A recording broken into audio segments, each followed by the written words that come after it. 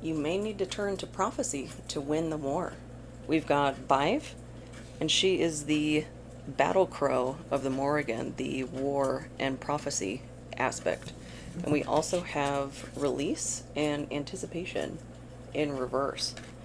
Kind of reading that as trying to maintain going with the flow, holding on to that, centering oneself.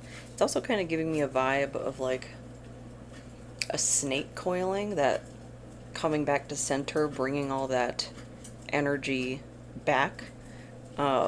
Maybe it's a call to call back your energy, do a working around that. But, just been kind of pondering on her and her aspects and such. But I've also been watching the Enola Holmes movies, and one of the big themes in that is a cipher, and that fits well within a war theme because, like, code breakers and the code girls and things like that, it's made such a massive difference in major historical events, and women don't get the credit that we deserve for the contributions that have been made to that field. But there is that book, Code Girls, that talks more about that. So I wanted to get some charms and letters and see what is this all about. We're following up on that White Knight reading. So a lot of entitlement from the other side. And maybe you're caught in kind of a situation where you don't know what's going on, and that can be really frustrating, and it can build to like unproductive energy, that anxious energy, that anticipatory, like when is something going to happen. And it's understandable why that's so frustrating, because it's putting your life on hold. So we'll get some charms out and we'll see where that takes us. And ciphers can take a lot of forms. You see it a lot in letters, like the Da Vinci Code, stuff like that. Symbols. I've done it with numbers on tarot cards before. Like the Oracle card to the tarot card. So let's see. What letters do we have? We have E, G, I, G, I, A, L, E, another I, some repeating vowels. Again, AA. Oh, what did I just see? It's like augmented. The word started with A. It was like perception. Like augmented assessment of the environment. Another L. A lot of doubles. So more of that mirroring theme that we've been seeing. Someone trying to mirror you.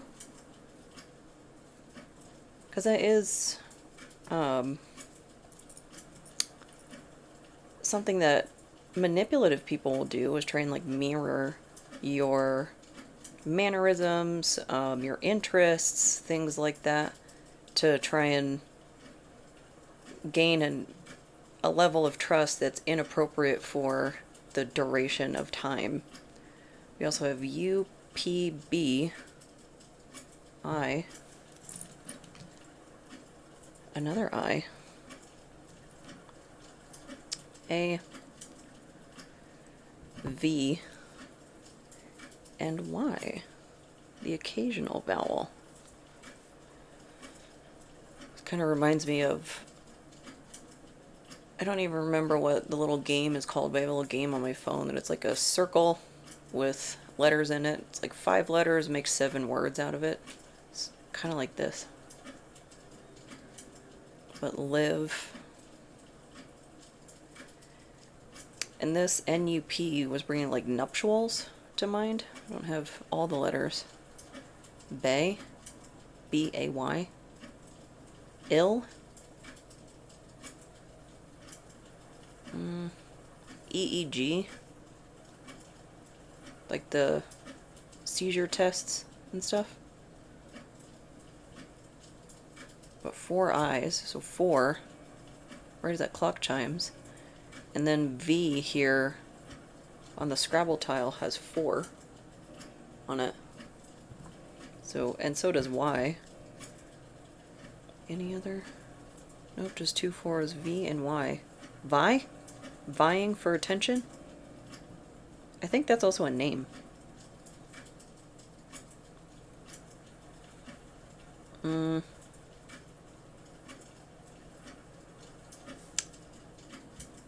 Doesn't PUBG... There's like a... can't think of the word. Like a battle royale game. Wasn't it like PUBG? I can't remember.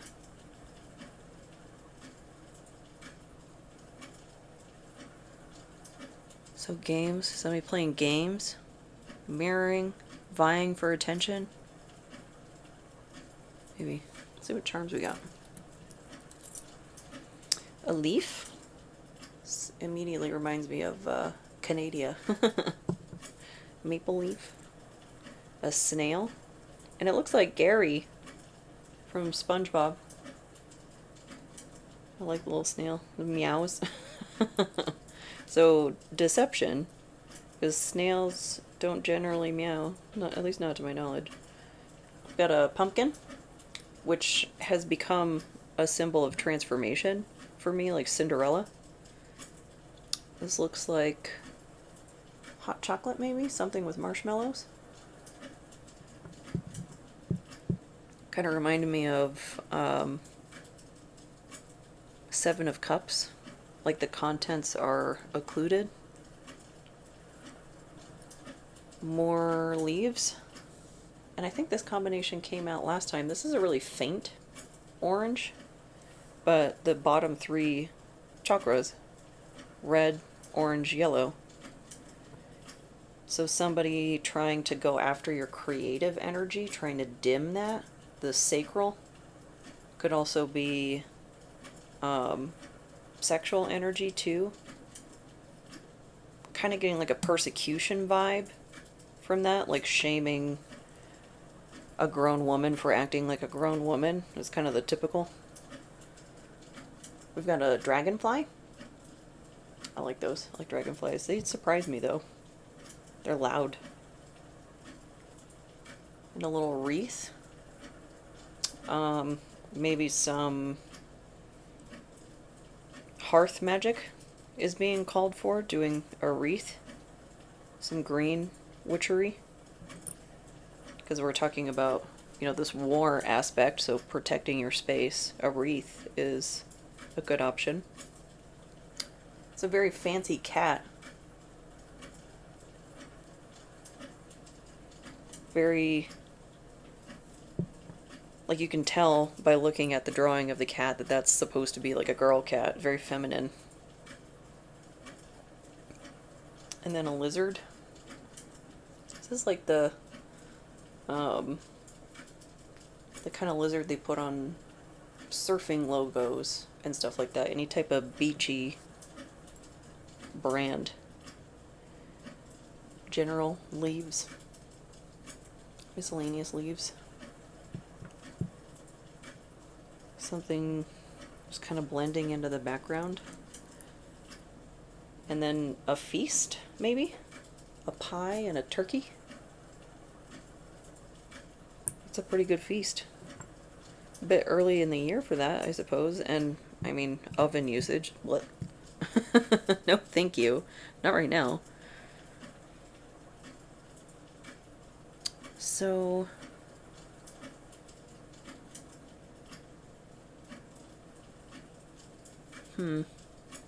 something isn't quite what it seems.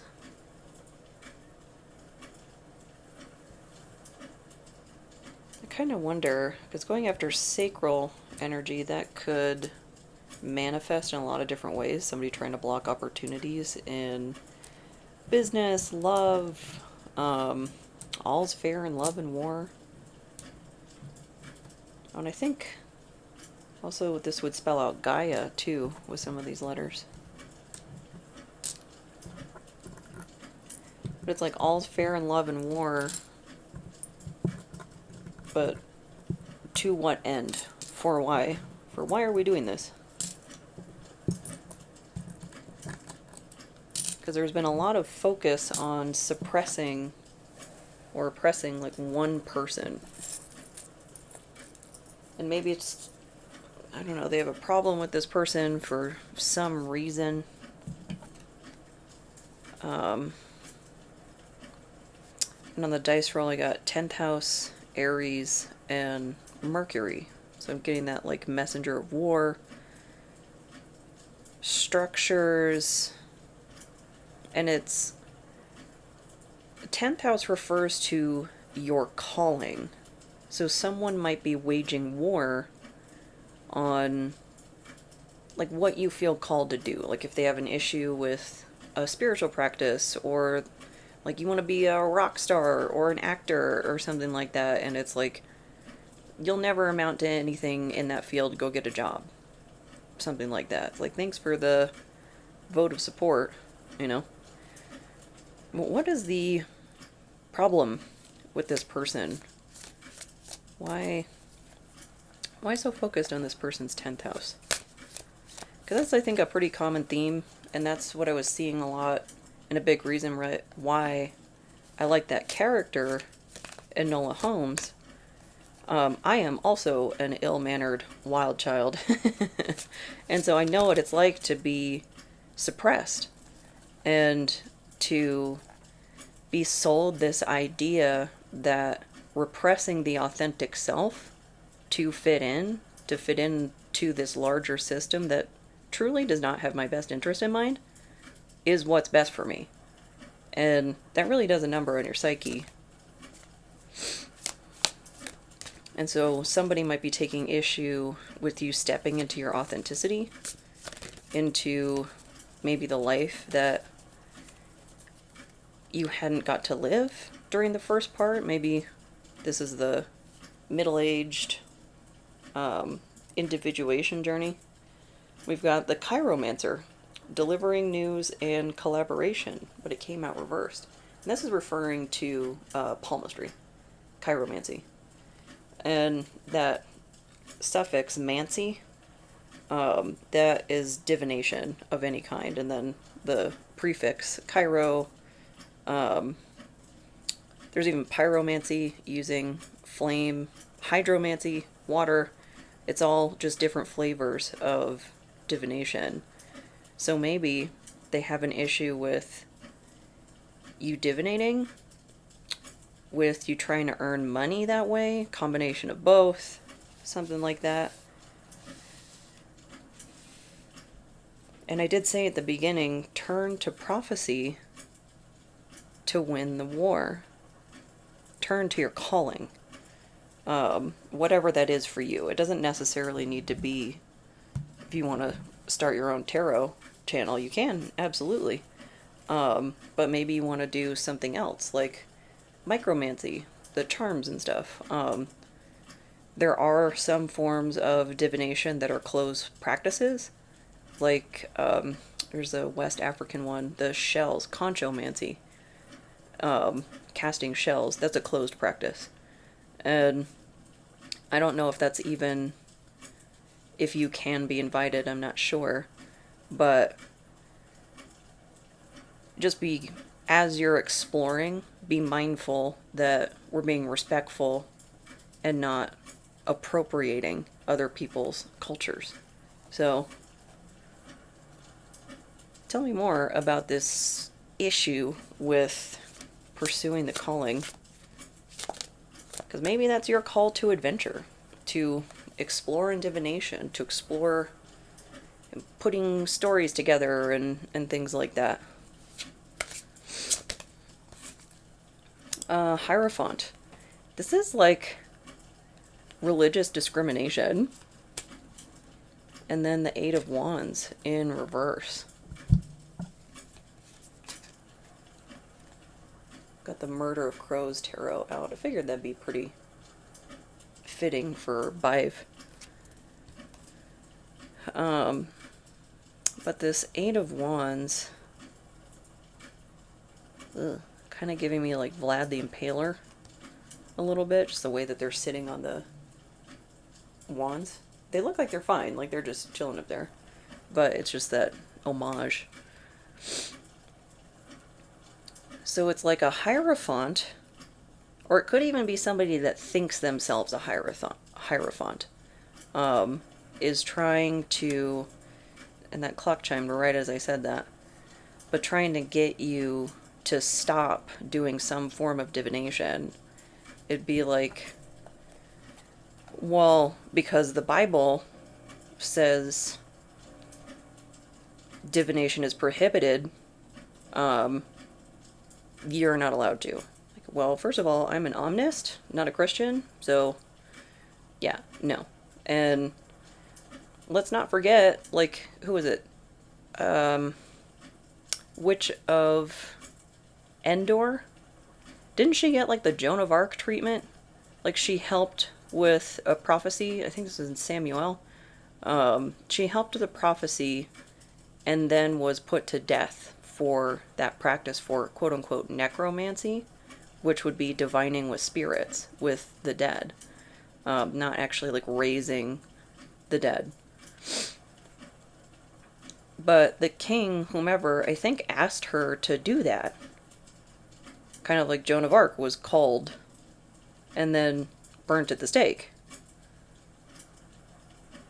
And so, I don't know. If anybody tried this on me, we'd be starting to have discussions about Leviticus and Deuteronomy.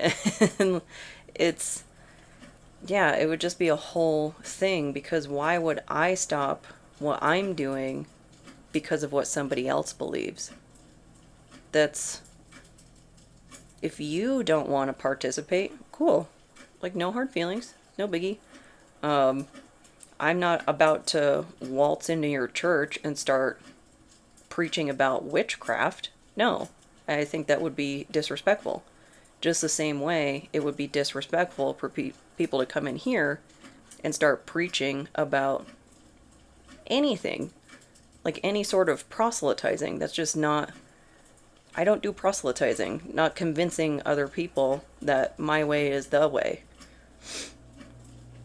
But people take it upon themselves to, you must live your life my way, because reasons that I have yet to discern. So what about this Eight of Wands?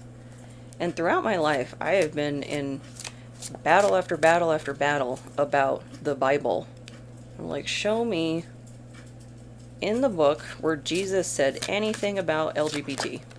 Anything bad. Anything restrictive. I'll wait. That's why my issue has been not with him. But these all came out together. I'm keeping them. Because wars, it's a lot of information on the board. It's bigger than a battle. So Three of Cups, Knight of Swords, and King of Swords. Okay, see why these came out together. This might be the crew that's trying to interfere with whatever it is you're trying to do. I'm going to stick with the divination example, because a lot of people take issue with that. And it's like, again, same sort of logic that applies to gay marriage. If you don't like gay marriage, don't get gay married. It just, it's not for you, clearly. That doesn't mean you get to stop other people, though. And they could be saying stuff like, oh, it's the devil's work and whatnot. And every single time somebody says anything like that, I'm like, First Amendment. First Amendment is, in my eyes, for the freedom of and from religion. You can practice how you see fit, and you are not forced, or at least the idea is that you are not forced to practice somebody else's religion. Now, that's not exactly playing out in practice, as we've seen with reproductive rights and things like that. Women are being held hostage to other people's beliefs and losing our lives because of it. But these are some tough characters. The Knight and the King of Swords. So this might be a lot of, I don't know, maybe administrative power trying to come at you to stop you from doing something. I don't know why. Like a cease and desist. It's making me think of, there's a legal case going on in Hanover, Pennsylvania. The Stitching Witch. And she's trying to overturn this outdated, archaic, anti-fortune telling law that was originally put in place to be discriminatory to the Romani people and to suppress their practices and things like that. But it's still on the books today, and it's still being used against people who are just trying to run their store, run their practice. And I will forever be of the stance, like, if you don't like it, don't participate. And there's, I think, at least, a reasonable expectation that we can't make guarantees. You know, I think it would be with anything that maybe there's some sort of disclaimer or something, like I put on everything here that it's for entertainment purposes only, because prophecy is a limited window. That's the way I view things. You know, you can look outside at the clouds, at the weather.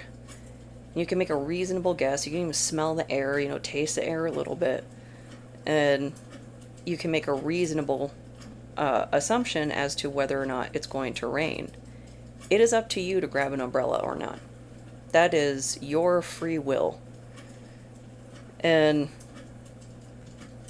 people just seem to have this expectation of diviners that it's like if you compared it to a meteorologist who they have like all the radars and the tools and the things like that. You're over here expecting us, who don't have those things, to predict exactly how many raindrops are going to be in that storm. The meteorologist can't do that either. It's adjusting one's expectations of that. And when it comes to interfering with somebody else's practice, First Amendment. I mean, I'm in the States, so I don't know how that plays out elsewhere, but I very staunchly support that. Big part of the reason I'm an omnist. Very ideologically aligned with that. So, what are this crew of swords? Who maybe they're presenting like a crew of cups, more emotional, like we're just so worried. Maybe they're playing like the mental health angle, something like that. We're worried about their mental health. But then in the background, it's actually very methodical. It's very calculating. Because they'll say up front, like, we're worried about them. Okay. And you guys haven't talked in a while? Okay. What happened? What led up to that? Why aren't you talking? You just don't know?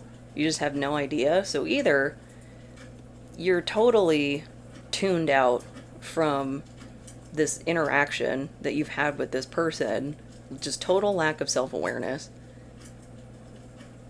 or they're just insane. They're so insane that they've lost their mind, they've succumbed to madness. You don't have a single clue as to why you might have drifted. That's the part where I feel like it's appropriate to say it takes two to tango. Because when you're talking about things like trauma and abuse, no, especially when there's like a power difference or something. But when you're talking about like a mutual peer maintenance of a relationship, it does take two to tango, because that's a relationship that's interdependent. It requires reciprocal effort to survive. If it didn't, what happened? People like to leave a lot of stuff out to gain control of the perception, to get the outcome they want, which I guess is to like control your life, which is insane. And they call you the mentally ill one, right? So how are they trying to block, stop your progress? And I mean, if you yourself are doing something like proselytizing, yeah, they have every reason and every right to put up boundaries and like, no, don't try and push this on me. Distraction, trying to distract. There's a little French bulldog paying attention to the squawky one up top, and then the other crow is eating their food. They trying to get money from you? Oh, maybe it's something like I share anecdotes and stuff to help contextualize a lot of trauma vocabulary and things like that. But also it's therapeutic for me to talk about my own story, and I deliberately leave out like identifying information and things like that. So maybe you're telling your story in some way and they're trying to get you to stop. Maybe trying to get money off of you, like, oh, you told this story that makes them look bad. Why are you raising your hand and saying that was me? Who could identify you? That's kind of the, like, you're telling on yourself. I think that came up in the last reading too, that idea of people are telling on themselves. So what's this distraction? And I think, is that a French bulldog or is that an English bulldog? They all make me sad. Because their faces, and we did that to them. We gave them the crushed in snoots through selective breeding.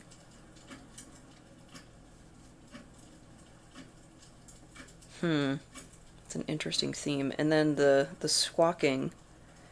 That's something Badb is known for. The inflicting terror across the battlefield. She's associated to banshees. And Badb shows up when it's like related to prophecy, and it's time to step in for fate. And there's also the aspect of overcoming too. Oh, hey. I'm taking the bottom one. The diviner, speaking of. Divine timing and evaluation. But it's in reverse. Like, are they trying to convince everybody that you're cuckoo for Cocoa Puffs or something? Which, believing differently than someone, that's not enough reason. And that's discrimination. Even, and I am not an attorney, but even if you have a history of mental illness, that is also not enough. It's these things that they simply exist on their own, and they're like trying to lean on, like, oh, because I have PTSD, because I've had a difficult past when it came to getting the reins back on that, I must be crazy. Kind of leaving out the whole that I was suppressed and whatnot when I was a teenager, that these things about me have never been accepted, and I'm only accepted when I meet this idea of me, that's them projecting their stuff onto me. That doesn't have anything to do with me. The part where it does have something to do with me is when they start causing problems in my life. You know, if somebody's interfering with opportunities, doing things and going to people that could legitimately end up with me institutionalized. Things like that. Misrepresenting our relationship to a person in authority and like being distracting and feigning care and such. That is what needs to be seen, and that is rarely what is believed. And I don't get. I mean, I kind of do. Seeing all the antagonistic personalities that seek positions of authority. But what about this distraction diviner? Like, is that... I feel like this is kind of getting back to that theme from the last one.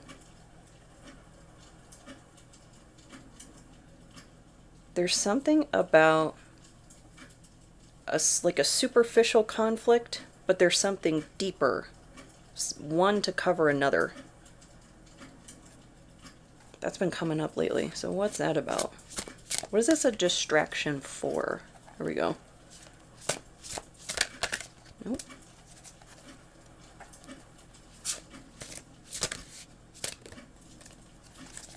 Let's see. What is this a distraction for? King of Cups in reverse and Ten of Cups in reverse. So that's somebody that's supposed to have mastered their emotions, but is actually really manipulative. And then the Ten of Cups, it's interesting. It's like a cloud that's shaped like a crow. But also in reverse, it's like they can't achieve what they want to achieve, like the ultimate happiness, whatever that represents for them. Because usually in the Ten of Cups, it'll be like parents, 2 kids, and a rainbow up top.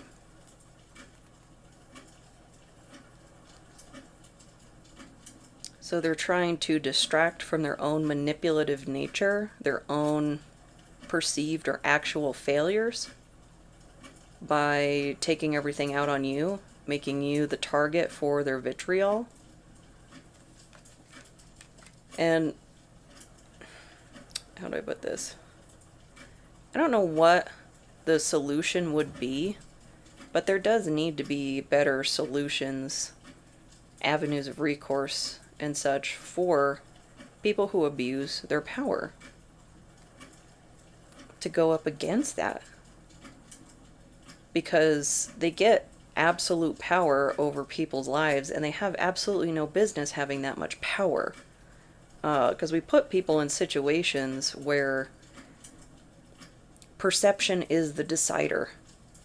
That's not objective, and it's ruling over objective, tangible matters like money, their finances, their career opportunities, their reputation, doing reputational damage.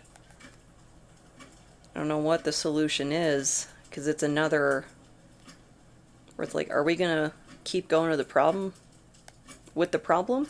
Maybe that's why nothing is happening, because it's like it just continuously gets swept under the rug. It's like generation after generation. So I think it was Dr. Karen Mitchell. She was talking about that like higher concentration of antagonistic personalities in positions of control, like doctors, psychiatrists, and things like that, which implies that the DSM, that diagnostic manual, is written with some of those personalities at the helm. Because I think it's like a board of people that do that. It's not like just one person. But what does that mean for everyone else? That if diagnostic materials, if things that people's lives are being decided on are written by antagonistic personalities, by people who control others for the thrill of it,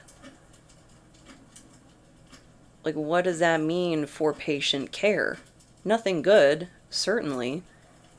And who do we talk to about it? Because it's just like going to the same personality type over and over, expecting them to do something different. And then, are we supposed to go to politicians who also suffer the same, like, abnormally high concentration of that personality type in the career field? Like, what are we supposed to do?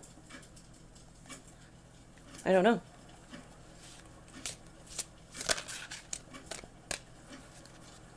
Maybe that's why a lot of people are trying to go their own way, because we're seeing the failures of the system that stands on our shoulders for its success and then fails to support us. Eight of Swords in reverse. Such a gnarly card. Really reminds me of Coraline, the other mother. But a freedom from a prison, releasing oneself. And it looks like these are ribbons instead of swords she's surrounded by. Ribbons or rope, what have you. But she looks like she's in torment. You know, that's like being tied up and pecked at by crows. So being released from that. And I mean, what I've been describing is torment. Of being caught in a system where there is nowhere to turn. There is nowhere safe. There is nowhere truly trustworthy. And we have data to back that up, experience to back that up, and it's like there's this last holdout where people are determined, like, no, you are crazy. Why? Because I can see what you're doing? Because I can see the pattern? Okay, I guess I am, then. But the problem is getting the power to remain autonomous and retain your agency and things like that. It's a tough spot to be in. That's really what makes it a war. Because the system that I'm supposed to be able to count on is a system that I have to protect myself from. And I think there's a lot of black and white thinking when it comes to that, because people really hold steadfast to this idea that no, you're able to count on the system's trustworthy. For who? Because I would be self-abandoning to trust a system that has shown me multiple times it's not trustworthy, that I still have to engage with to survive, to get the medication that I need, to get a paycheck, to get health insurance. It's like being held hostage.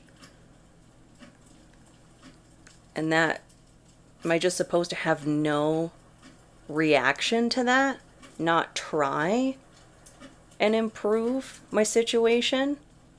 Yeah, going your own way might be harder, might be less reliable, might require more flexibility and adaptation and things like that. But at least I won't be a hostage. Like, that truly is the alternative for me. And maybe this Three of Cups, Crew of Swords, they can't conceptualize that. As maybe they are one part of the dominant demographic, or at least close enough to center that they're not affected yet by something, by discrimination, things like that. And maybe they lack empathy. They just can't wrap their minds, or maybe they can and they don't care. So, and I mean, if people are going out of their way to try and suppress you, that's not an opinion I value. Why would I care what people who are trying to suppress me and convince me that there's something wrong with my authentic self? Why would I care what they think? Only to keep myself safe. Which sucks. Like, think of the long-term trauma that myself and others are having to go through in situations like this, where we can't do that cognitive dissonance dance anymore and pretend like these systems actually support me, because they clearly don't. There's no evidence. So what?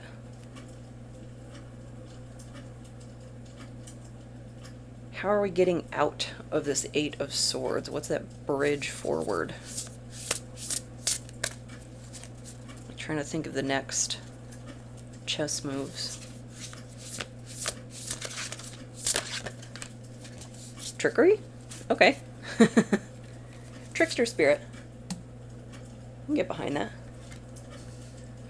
Crazy like a fox. Trying to come up with a strategy maybe to escape the battlefield. Something like that. Because maybe you found yourself behind enemy lines or something. Proverbial. And you're trying to get out, and it's not like an Assassin's Creed game where you can just hit reset if you don't get it right, you know?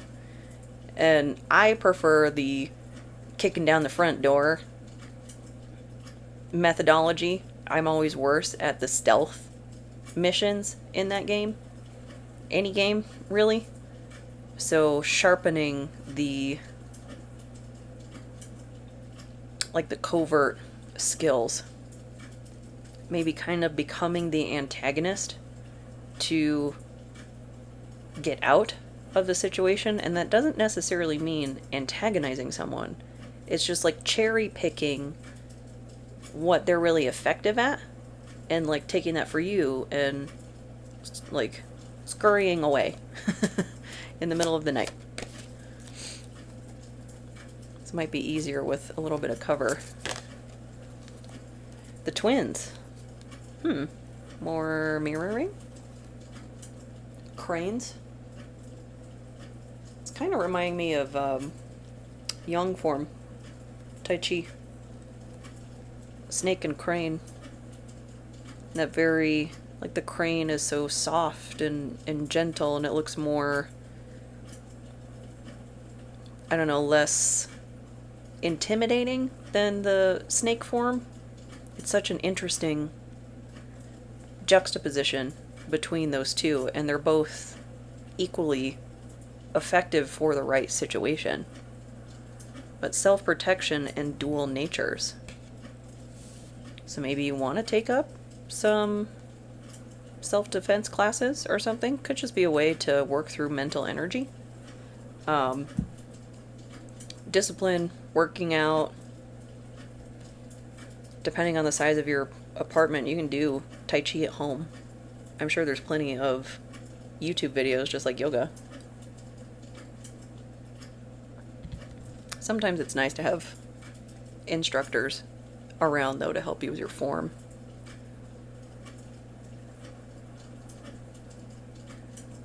So protecting oneself with trickery, dual nature. This is like the espionage aspect of war. Work on your interpersonal knowledge. Because maybe you're caught in a position where you're still like under the thumb of some type of authority. King of Swords, whatever. It could be an overbearing family. It could be a Hierophant in whatever form. Because that was a problem in the first Enola Holmes movie. She was a ward of that guy with the stick up his butt.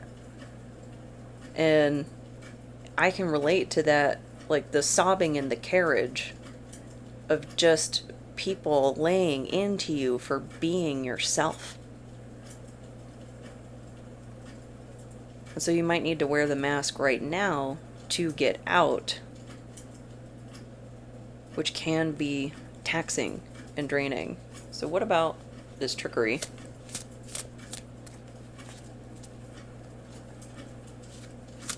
And then I remember wondering in another reading, like how long people stay undercover for, and it just came up in a recent Andrew Bustamante video.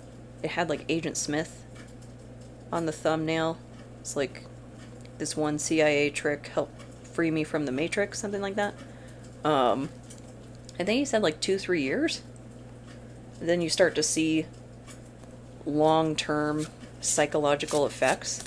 So if you are in an oppressive situation, the sooner you start making a strategy to escape, the better. Because there's no telling, unfortunately, how long that could take. Which is a real pain in the butt. Because that is literally the roots of complex PTSD. Inescapable situations like that. We've got 9 of Swords in reverse, 3 of Swords, 7 of Pentacles, and Queen of Pentacles. Actually, this looks pretty promising. So the 9 of Swords in reverse, this is a gnarly one. This whole deck is. But in reverse is the relief of nightmares. And then the 3 of Swords, that's heartbreak. So it could be that bittersweet, when people show you their true colors, believe them. Don't let your emotions, your sentimentality keep you trapped in a prison, in a war, really. A war for self. Because if people cannot accept you for who you are, for whatever reason, whatever excuse they give you, any of that BS, like hate the sin, love the sinner, no. If they cannot accept you for any reason, they're not your people. And that's a really hard conclusion to come to, because oftentimes the ones you'll be deliberating on the most are the people you're closest to the most, your family, maybe you're however long into a marriage, and then like, oh, as you've grown apart. Unfortunately, it happens. Life be lifin'. And I just don't see not accepting someone for who they are as a bridgeable difference. That's a we go our separate ways difference. Because really what's being asked for in that situation is, I must change in order to maintain this relationship. And I don't have any intention whatsoever to spend a minute of my time, a second of my time, in a space where I'm tolerated, not accepted. There's, of course, things like, you gotta get a paycheck, you gotta do your thing, and maybe y'all ain't getting along while you find your way. It happens. I guess my position on things like that, like, have they even been paying you enough to build up a savings? If no, then be mad about it. Be mad about me having to stay in a situation I'm trapped in, because you trapped me. You kept me here. And now you're mad that I'm here? Be mad about it. It's weird. It's weird logic. And we've got 7 of Pentacles and the Queen of Pentacles. So, the harvest paying off. The effort, all that, coming to fruition as the Queen of Pentacles. That's like in the Game of Thrones tarot, it's Lady Olenna, which I think is fitting. But that's a lot of wealth to be sitting on. And maybe this is where some of this is coming from. If you've come into any sort of money, if your business took off, something like that, they're trying to, like, cease and desist you. You're making me look bad by talking about your trauma, and you're making money off of it, so now I'm entitled to it. Like, wait, what? And there's that twisted logic. Like, so you traumatized me.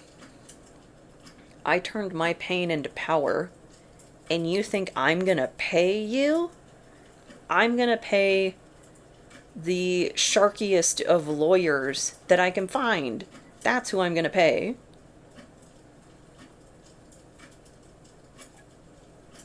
Because why wouldn't I? And mind you, anybody in this situation trying to come at you, get your money and whatnot, they've probably pulled the "but we're family" card, either on you or on somebody else, feigning concern and all that. But you're suing me. But you're coming after me as soon as I finally get some relief. Yeah, we're not family. Family doesn't treat others like that. We might be related. That doesn't make us family.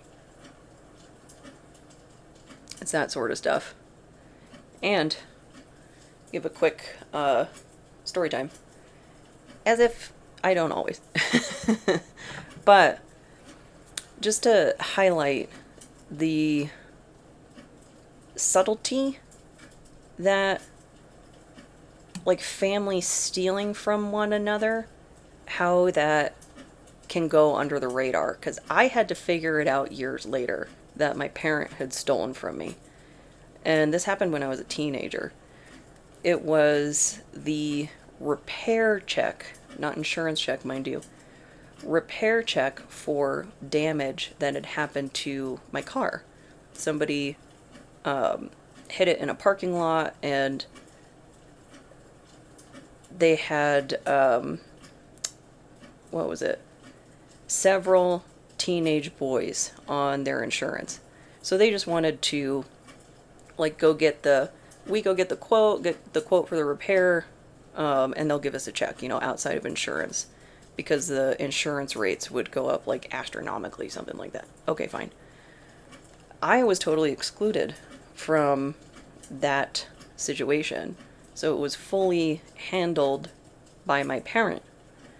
And because the title, I think, was in their name, but it was my car. Sometimes it was my car if they were happy. It was my car if they needed a chauffeur for being driven around after they lost their license because they crashed their car when they were drinking. That's the thing that really pisses me off.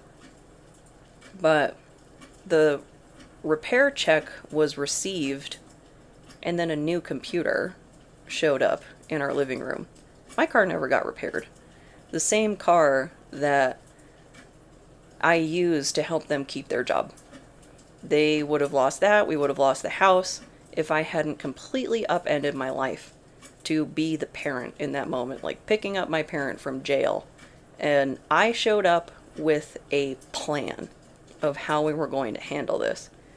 Excellent indicator of how much I had already been put through, that I could already think like that and plan like that as an adult of the house when I was a teenager. But I had that car for another 10 years beyond that issue. Because those things are expensive, and it was body damage, not functional damage, and so forth. So there were excuse after excuse as to why my car couldn't get repaired, because there wasn't a snowball's chance in hell that parent would drive around with a car with body damage that long. No way. But it was fine if it happened to me. And whole 10 years went by before I needed a car, like now, and I had to finance it. My car was worth nothing because of that body damage. $0 on the trade-in. And that parent has unique qualifications that there is no one more qualified to understand the short-term and long-term impacts they were having on my finances by doing that to me. And like, remote work wasn't even a thing back then. I haven't been a teenager for a while. But it was just a want. It wasn't a need. And for most people, your car is your first major asset. And mine was destroyed by them. Like, the value of it. It was functional for me to get to work and to cart them around and things like that. But the impact for me was that my current car was more expensive than it needed to be. And it took me estranging myself to figure out, like, all these puzzle pieces that, hey, wait a minute, they were actually supposed to do right by me, because I did way more than I should have ever had to do, like parentification, and they didn't take care of that. They didn't think of me at all. They didn't consider me. And this is somebody who would say to anybody, you know, with a straight face, we care about her. We're worried about her. Or is that clock chimes? You set me up for financial failure and then chastised me, criticized me for being bad with money. Not realizing as the vulnerable party that I had been taken advantage of by my own parent. That's not somebody who cares about me. That's somebody who cares about perception. And the system that I have to operate within default takes their side. Where does that leave me? Where does that leave the other misfit toys? Where do we go when we're in situations like this? What is our safety net when no one believes us? Could try doing something like this. You know, try and take on your own venture. Maybe want to do like a faceless deal like I'm doing. Not only to have a means to tell your story, but just to have a little sanctuary away from people like this. So where is this trickery leading us to the other side of the battlefield? It's been a long journey for me to get out, or at least mostly get out from the boots that are on my neck. And I know a lot of other people are in that situation. So that might be where your own spiritual practice comes in. Because that's another place to turn, where a lot of people turn when there's nowhere to turn, is your faith practice. And if they have a problem with that, have a problem with it, I guess. Weirdos. Risk. Risk in reverse. So calculated risk. Think about it. Maybe don't take big risks right now while you're trying to escape something. I think that's generally good advice, you know, kind of laying low. People could be taking an issue with that as well. I would like refer back to the, well, why aren't you guys talking? Maybe they're just an introvert. Why is that an issue? And I'm a very introverty introvert.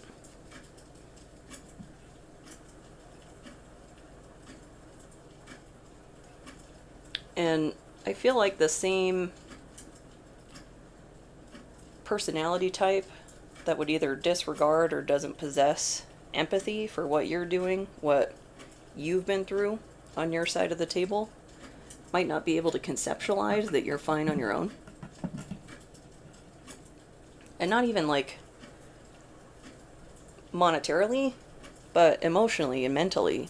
It's like, no, I'm just doing my thing. I'm trying to recalibrate and go a different way. That takes a long time when you, one, have boots on your neck and everything, all the forces are working against you, like you're swimming upstream, little salmon. So what about this risk?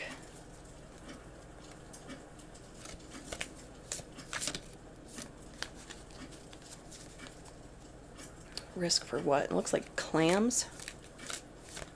That's kind of reminding me, like when you cook clams or mussels or something, the ones that don't open, don't eat those. So it's like, know the warning signs.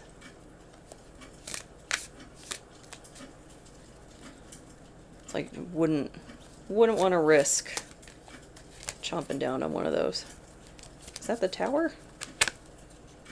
Oh, it's a volcano. The adventurer. Responsibility and expectations.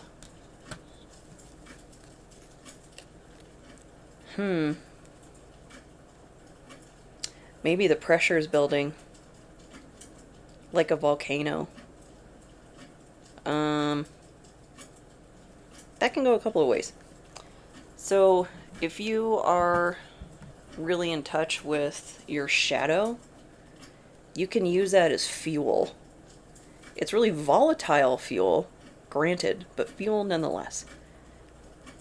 If you are not cognizant of that pressure building, it can like inadvertently just lead you to pop off, you know, in an inopportune moment, inopportune time, inopportune person, what have you. And that, when you're playing the perception game, it can very much feel like a prison, like a mobile prison that you're walking around in, that you gotta behave and you have to act this specific way. Eye on the prize. You are trying to get out of this. And it is oppressive. It does feel like being held hostage. Because you are. If you want to leave a situation and you can't, you're trapped there. And people downplay that all the time.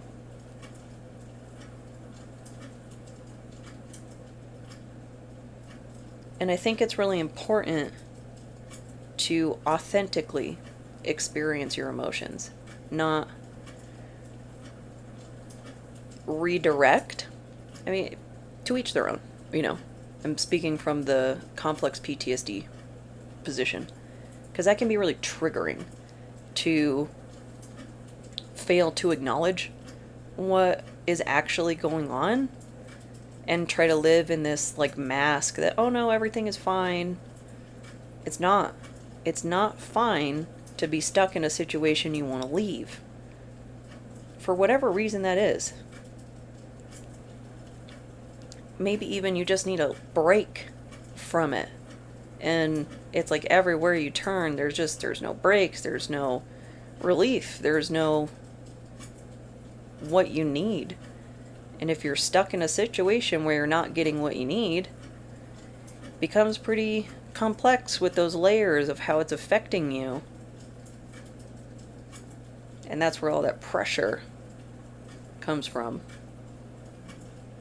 So really staying in touch with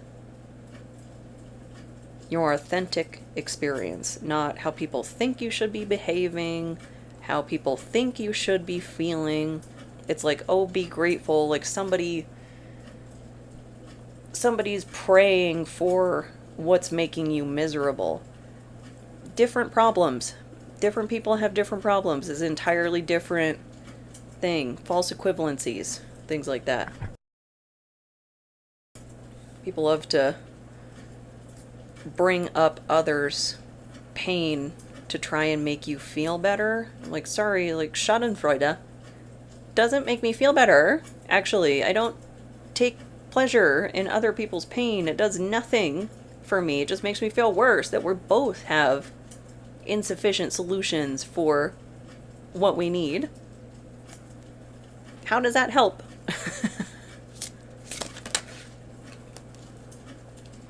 The Magician in reverse.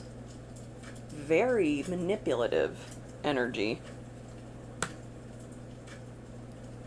Oh, somebody convincing you or trying to convince you that your path is too high risk. Like, don't take risks, do the 9 to 5, so on and so forth. And, like, I have a bachelor's degree, and I'm very grateful to have something that no one can ever take from me, my education. I'll always have a skill set to lean on. And in the time that I've been in my field and seen over the years what's happened with the student loan system and things like that, I see how predatory of a system that is, and how my whole generation was set up for failure. How we were denied the prosperity of the past.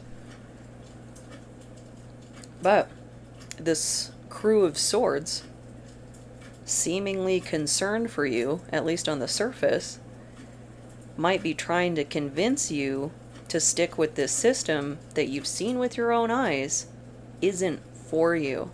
It doesn't act with your interests in mind. And to me, that could be like a volcanic argument starting to churn, because, like, how could you ask me to continue to participate in a situation that does demonstrable harm to me and then say you care about me? One of these things is not like the other. And simply controlling someone, that's not care, because they're like trying to control somebody and put them in this box that they just don't fit in. That's painful. But that manipulative energy, it could come out very reasonable, as it were. And the Magician has an element of all four suits, so it could be from every angle. Think about the financial stability, the access to health insurance, nobody's spending on creative stuff in an economic downturn, and then the emotional, the guilt tripping and the things like that. And it seems like they don't accept you for who you are. And as painful as that is, that's their prerogative. And it's their problem, not yours. Again, they might make it your problem by doing tangible things. But that, before that bridge is crossed, it's just, you stay on your side of the fence. You leave me be. You cross the fence, now we have issues. You've crossed the boundary. And there's supposed to be all sorts of safeguards and things like that. Like, here in the States, it would be HIPAA laws for, like, your medical documents. If they're not on the lease wherever you live or something. But manipulative people manipulate. People succumb to the guilt tripping, the social engineering, and things like that. It happens. And that doesn't mean any less damage is done to you. There's a lot of things that people do that just cannot be made right. Oop. The Lovers in reverse. So this is also a card of choice. And this is very... usually they're facing away from the figure, whichever figure is in this card. It's like you're no longer looking to someone else as the authority in your life, and you've re-centralized yourself. That could piss somebody off. If you're dealing with anybody particularly controlling, possessive, antagonistic, what have you, they want to be like the God figure in somebody's life. And you could be viewed as an extension of them, not as an autonomous human. But I think this is you rejecting that idea and really holding firm that, look, if you don't like the way I'm living my life, don't live your life like me. That's okay. Boundaries. Boundaries, boundaries, boundaries. I think one of them is the broken record technique, because they'll come back to you, try to counter whatever you're saying every which way. Just keep repeating the boundary. And it could feel really uncomfortable, really awkward, because, like, why are you having to say this so many times to a grown adult? To somebody who is, like, trying to present themselves as a reasonable person, but you've had to repeat yourself 12 times, and they're still not backing off? Keep repeating it. Just over and over and over again, however many times it takes for them to tire themselves out, which is irritating. But there's all sorts of good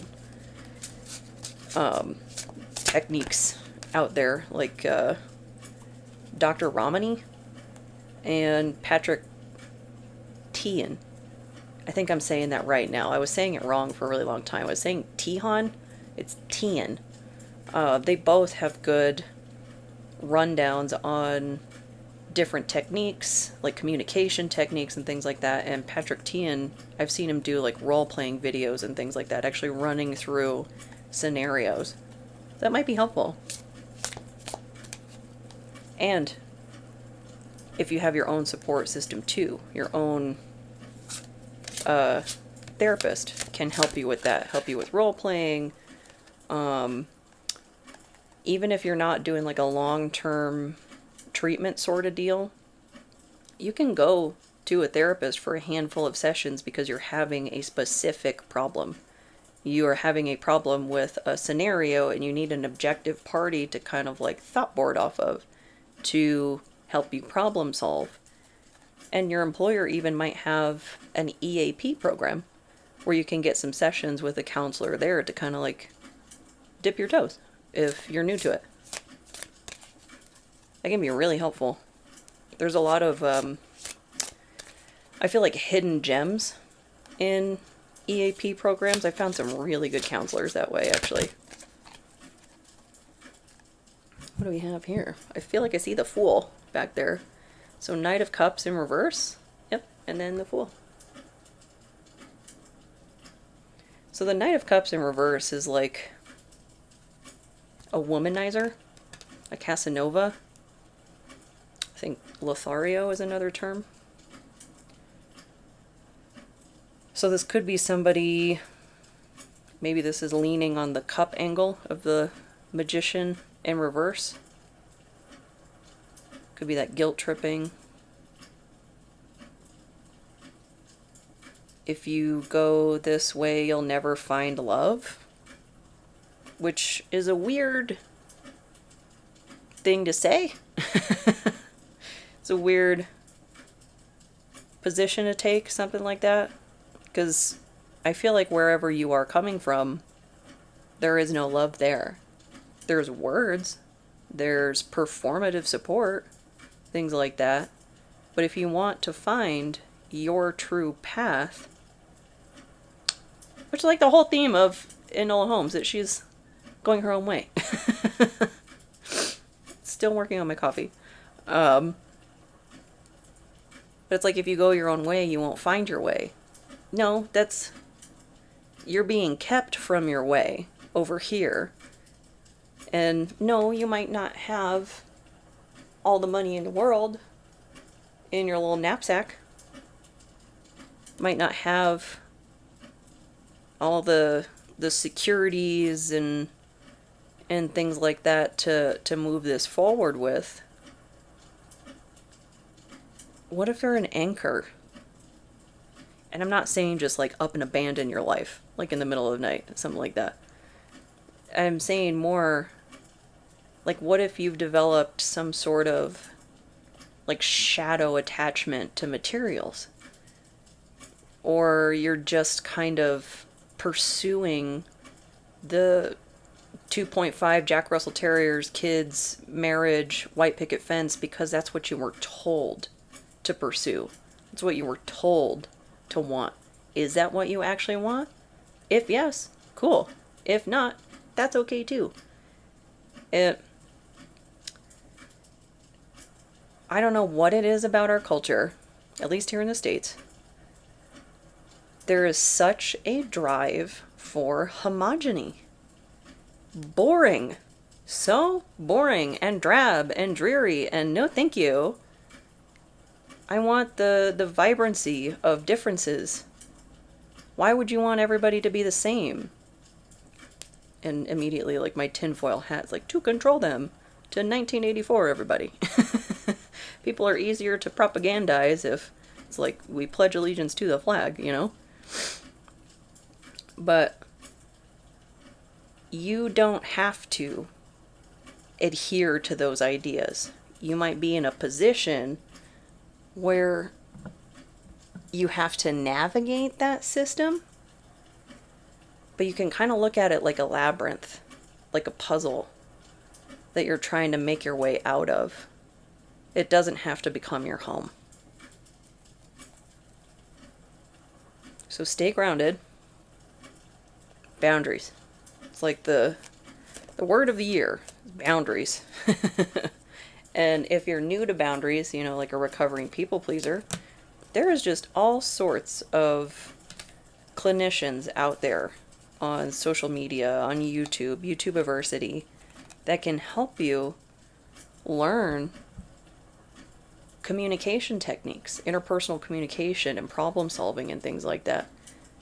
If you don't have access to your own therapist, or even if you need supplementary support, because like however many appointments you get with whatever you're doing, say you go like an hour a week, something like that. Maybe that's not enough.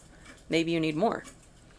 And it's nice to have that explanation, like the human explanation of it, rather than just intaking from a book. You know, it's the 3 legs of the stool approach to support. But we've got Outlaw Star. That's a good one.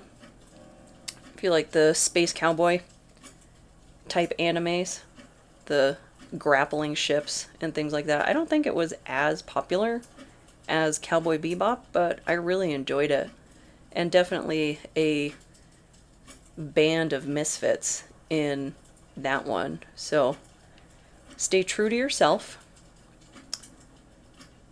I would say if you're looking at making major life changes, calculated risks, sleep on whatever it is you are considering, if you're able. You know, I think it would be unusual, especially if you're about to sign something, that you wouldn't be given an opportunity to sleep on that, to have some time to consider that. If anybody's trying to get you, like, to rush you into signing something, into moving forward with a decision, seeing things their way, that's a red flag. That might be that magician in reverse energy trying to push you into something that's really not authentic to you. So overall, I hope this helps. I hope this resonates, and if it doesn't, I hope the next one does. Thank you so much.